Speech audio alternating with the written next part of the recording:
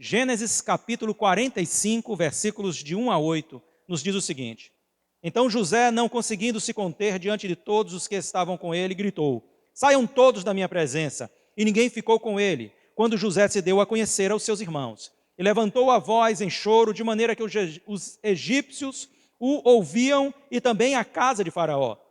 E disse aos seus irmãos: Eu sou José, meu pai está vivo? E seus irmãos não lhe puderam responder, de tão assustados que ficaram diante dele. E José disse aos seus irmãos: Agora cheguem perto de mim. Eles chegaram. Então ele disse: Eu sou José, o irmão de vocês, que vocês venderam para o Egito. Agora, pois, não fiquem tristes nem irritados contra vocês mesmos por terem me vendido para cá, porque foi para a preservação da vida que Deus me enviou adiante de vocês. Porque já houve 2 anos de fome na terra, e ainda restam 5 anos em que não haverá lavoura nem colheita. Deus me enviou adiante de vocês para que fosse conservado para vocês um remanescente na terra e para que a vida de vocês fosse salva por meio de um grande livramento. Assim não foram vocês que me enviaram para cá, e sim Deus, que fez de mim como que um pai de Faraó e senhor de toda a sua casa e como governador em toda a terra do Egito. Que grande história é a história de José. E eu quero falar com você hoje sobre a trajetória de um sonho. Conta-se uma história que um mestre foi acordado durante a noite pelo choro de um dos seus discípulos em um alojamento. E ele se aproximou daquele jovem discípulo e perguntou a ele: O que há? Você sente alguma dor? O discípulo disse não. Então ele perguntou: Você está com medo? Não.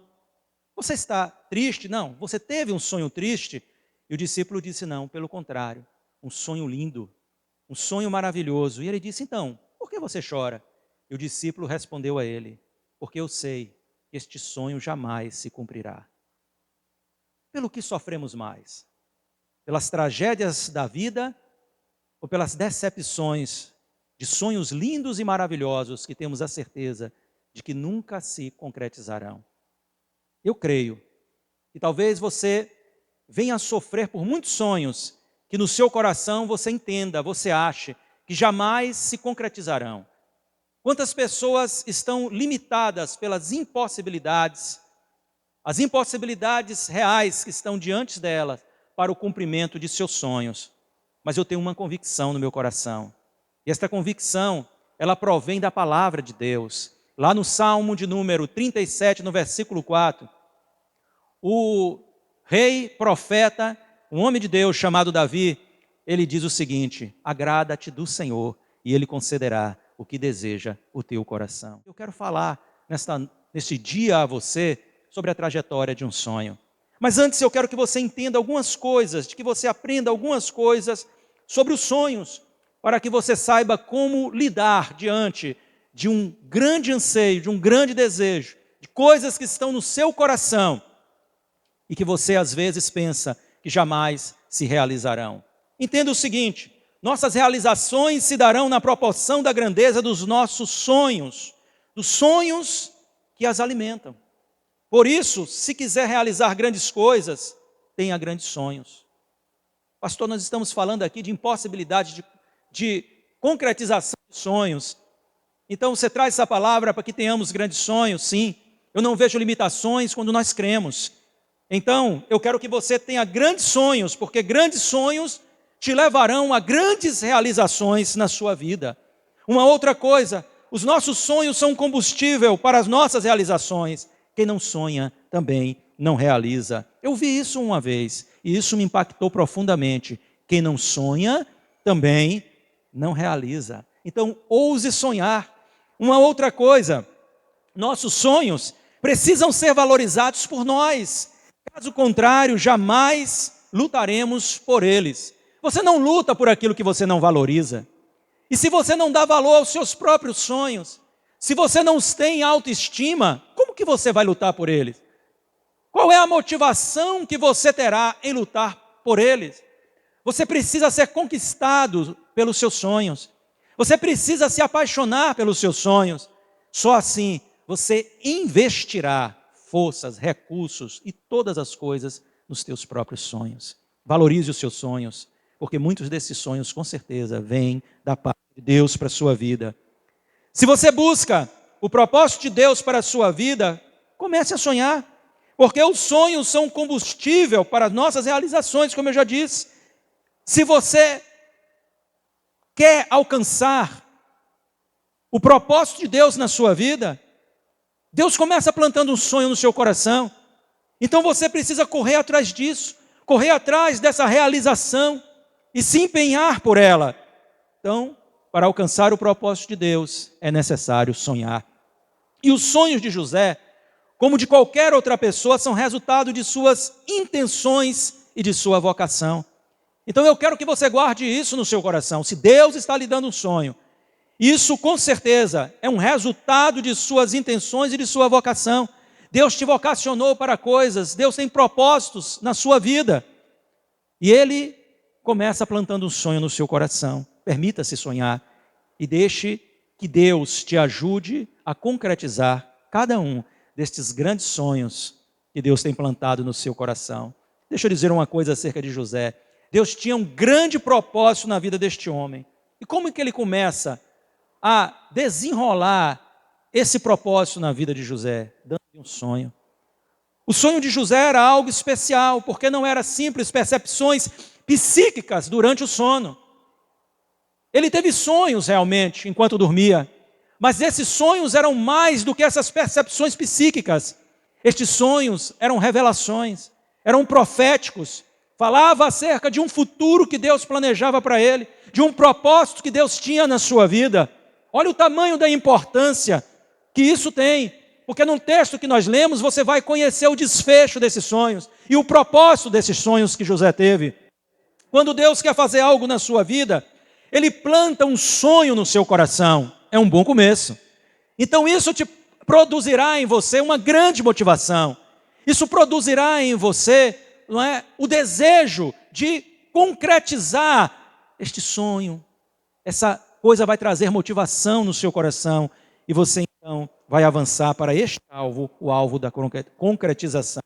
Claro que na maioria das vezes estes sonhos não são literais. Não são literais. Não é que você vai dormir e ter um sonho profético, não é que você vai dormir e vai ter uma revelação acerca do seu futuro, mas antes estes sonhos serão anseios e uma vontade permanente de realizar alguma coisa.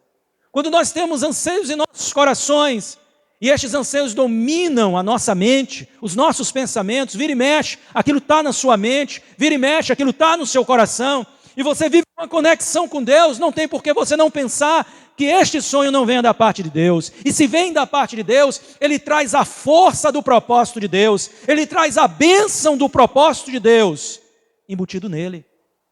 Então é hora de você parar e pensar, será que você tem engavetado os seus sonhos, ou como aquele jovem discípulo, você acha que você nunca os realizará, de que você nunca os alcançará, por mais lindos, por mais maravilhosos que eles sejam, você está desistindo dos seus sonhos no nascedouro, você está desistindo dos seus sonhos antes de tentar conquistá-los, e quando você faz isso, você está negando um princípio básico da nossa fé, que é crer em Deus sobre todas as coisas.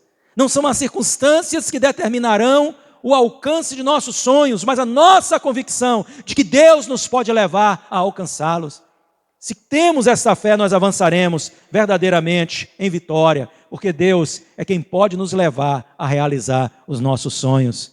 O salmista diz, como eu citei aqui, versículo 4, do Salmo de número 37, agrada-te do Senhor e Ele concederá o que deseja o teu coração. Mas o salmista fala algo a mais, entrega o teu caminho ao Senhor, confia nele, o mais Ele fará. E o que vem a ser o mais Ele fará. São as coisas que não podemos fazer, que as circunstâncias nos impedem humanamente de alcançar. São as barreiras físicas, são as barreiras emocionais, são as barreiras espirituais, as quais não conseguimos remover, mas o Senhor as pode remover, o Senhor nos pode levar a vencer, a traspassar todas essas barreiras e alcançar o objetivo da concretização de cada um dos sonhos que Ele tem plantado no meu e no teu coração. Agora, quase sempre, a trajetória, desde o sonho até a sua realização, passa por uma estrada de provações. Foi assim na vida de José. O sonho de José até a sua concretização passou por uma estrada de muitos espinhos, de muitas pedras, de muitas oposições, de muitas adversidades. E foi necessário que este jovem, que era um jovem cheio de Deus, ele se mantivesse firme para vencer todas essas adversidades. Por isso, muitos desistem dos seus sonhos sem jamais os ver realizados. Porque as adversidades são suas limitações. São gigantes que eles não têm disposição de enfrentar, que eles não têm coragem de enfrentar. E eles desistem dos seus sonhos. Há sempre um preço. Haverá sempre um preço, sim, para ver um sonho realizado. Mas este é o preço de alcançar algo inestimável para nós e também para o reino do Senhor, porque cremos que tudo que diz respeito à nossa vida envolve o reino. Nós não trabalhamos, nós não buscamos, não devemos buscar coisas que são apenas propriamente nossa, mas precisamos compreender que aquilo que nos toca, aquilo que nos tange, deve dizer respeito também a todo o corpo do Senhor. Porque nós não vivemos para nós mesmos, nós vivemos para Cristo e vivemos para o propósito de Cristo, que os nossos sonhos, eles sejam cumprimentos dos propósitos de Deus para as nossas vidas. A trajetória para a realização do sonho de José foi uma trajetória de muitas provações, de muitas adversidades. Eu vou falar aqui de alguns níveis de provações que José enfrentou. Talvez você se contextualize com isso. Ou se você não se contextualizar com as provações em si, se contextualizará com o fato de que uma trajetória, desde um sonho até sua realização, ela produz percalços, adversidades, às vezes impedimentos do ponto de vista humano, mas isso não significa dizer que você estará impedido de alcançar ou de realizar os seus sonhos. Isso apenas diz respeito a lutas que você terá de travar e precisará se preparar para isso. O primeiro nível é o nível da indisposição que foi encontrada no coração de sua própria família e dos seus irmãos. Havia ali inveja, havia ali incompreensão, havia ali rivalidade da parte dos irmãos de José. Isso nos quer dizer que às vezes os mais próximos de nós não nos compreenderão quando Deus está plantando sonho em nossos corações. Às vezes algo que está nos movendo, algo que está nos estimulando, algo que está no nosso coração, na nossa mente o tempo todo, é completamente incompreendido por pessoas que estão ao nosso redor. Ouça aquilo que está em Gênesis 37, 18 a 20, acerca dessa situação, ao pensamento dos irmãos de José. De longe, falando sobre os irmãos de José, eles o viram e antes que ele chegasse, conspiraram contra ele para o matar. Disseram uns aos outros: lá vem o grande sonhador. Venham, pois, agora vamos matá-lo e jogar o corpo numa destas cisternas. Diremos que um animal selvagem o devorou. E vejamos em que vão dar os sonhos dele. Olha só. Eles estavam movidos de uma grande inveja, eles estavam movidos de uma incompreensão, e eles se rivalizaram com José contra José. Por quê? Porque eles não podiam acompanhar o nível de sonho que Deus estava dando a este jovem. Eles não tinham o discernimento daquilo que era o propósito de Deus na vida de José. Até mesmo o seu pai e a sua mãe não acompanharam a princípio o que Deus tinha planejado para a vida de José. Então nós encontramos aqui a incompreensão como este primeiro nível de adversidade, esse primeiro nível de resistência na trajetória do sonho de José. Mas uma outra coisa é a fé. A fé de quem sonha será sempre provada. Provada por cada percalço, por cada momento de adversidade, por cada vento contrário. O apóstolo Paulo diz que nós precisamos permanecer firmes na fé.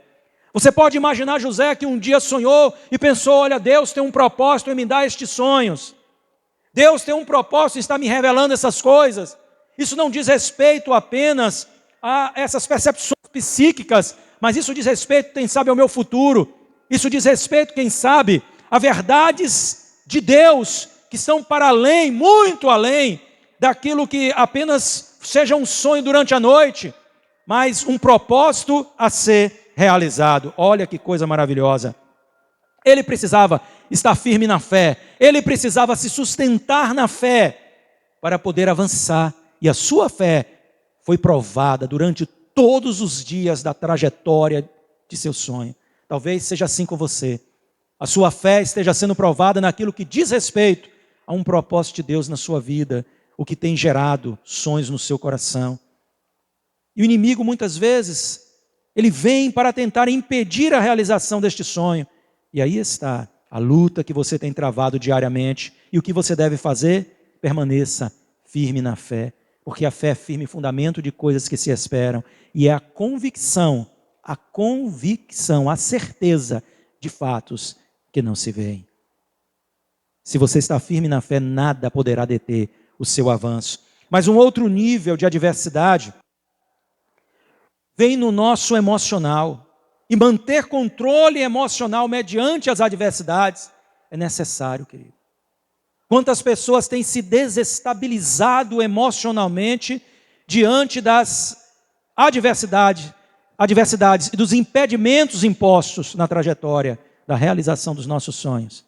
Quantas pessoas estão abaladas emocionalmente dizendo, eu não consigo, está acima das minhas forças, eu estou sendo aqui provado de um nível maior do que eu possa suportar, eu estou abalado emocionalmente, mas eu quero dizer para você que o Espírito Santo está na vida daquele que crê em Cristo, e uma das coisas que Ele promove em nós é este domínio próprio, este autocontrole das nossas emoções. Ele nos capacita a isso, a viver em equilíbrio, e quando estamos vivendo em equilíbrio, o que o apóstolo Paulo diz lá a Timóteo? Nós não devemos ter o espírito de medo, mas de coragem, amor e moderação. Devemos viver de forma equilibrada, porque quando estamos em equilíbrio, nós estamos avançando, estamos vencendo as adversidades. E por fim, um outro nível de adversidade foi a adaptação a uma nova realidade de vida. De príncipe, ele veio a ser um escravo. Príncipe aqui no sentido de ser um dos filhos de um homem de uma condição financeira, uma posição social elevada. Um homem que possuía muito servo, muitos escravos, muito gado, muitos recursos.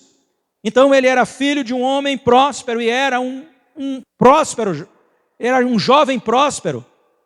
E agora ele vai se tornar então um escravo, depois um encarcerado, tido como um criminoso. Olha que mudança de realidade. E às vezes a trajetória de nossos sonhos nos leva a estas mudanças de realidade. Nós precisamos estar preparados para isso. Talvez não seja da forma em que nós estamos aqui trazendo a história de José. A mudança talvez que você terá na sua vida seja uma mudança de conceito aos olhos dos outros. Talvez seja uma mudança na forma das pessoas te veem. Fulano está obstinado com isso, com aquilo, sempre pareceu tão equilibrado, mas agora parece uma pessoa obstinada em um sonho, em um propósito, em fazer algo que, segundo ele, na convicção dele, Deus demandou sobre sua vida. Isso pode acontecer com você.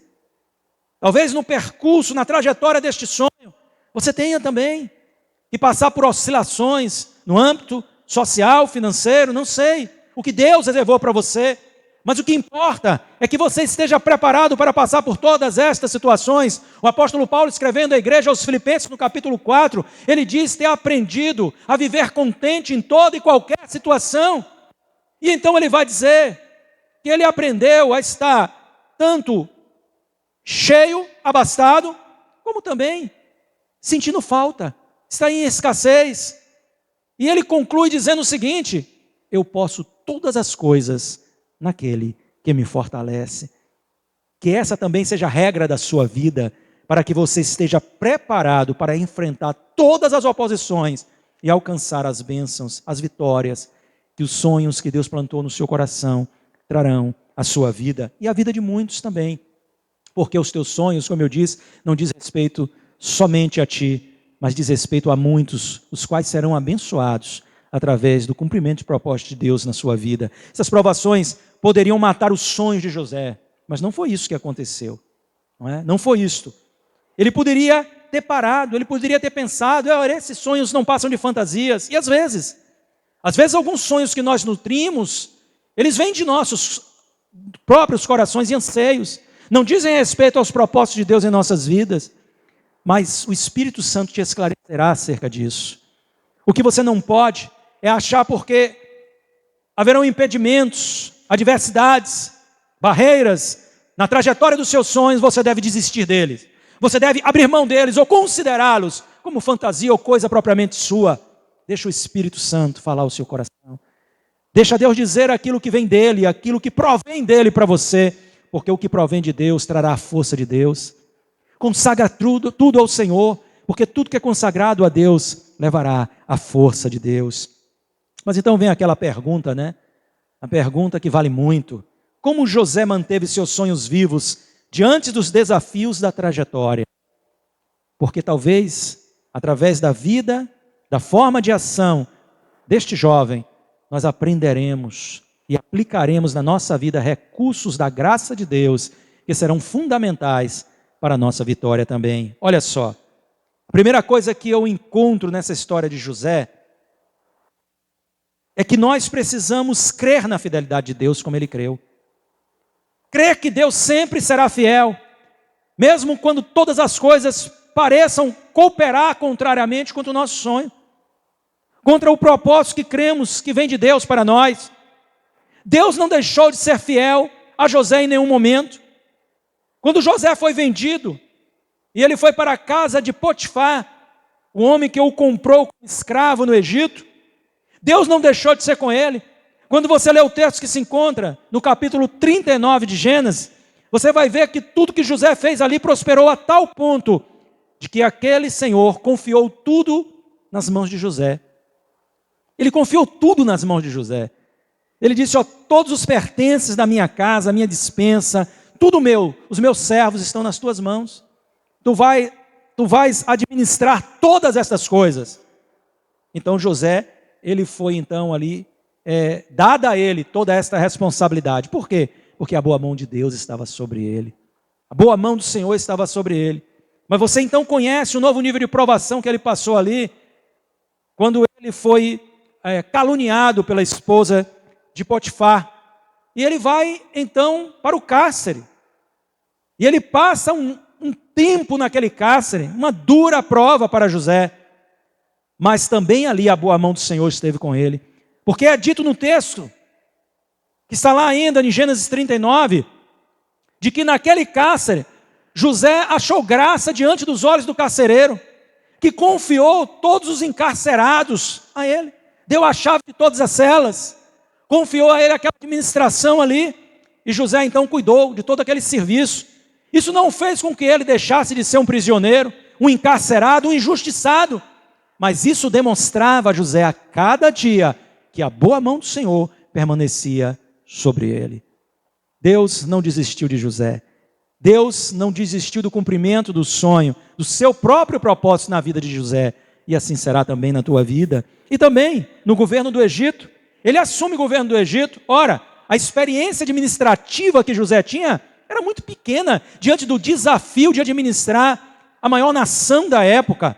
Todos aqueles recursos que precisavam ser bem distribuídos, não só para a nação egípcia, como para os reinos que estavam ali ao redor, que viriam futuramente buscar recursos e que estavam ali em todo o tempo interagindo com o Egito.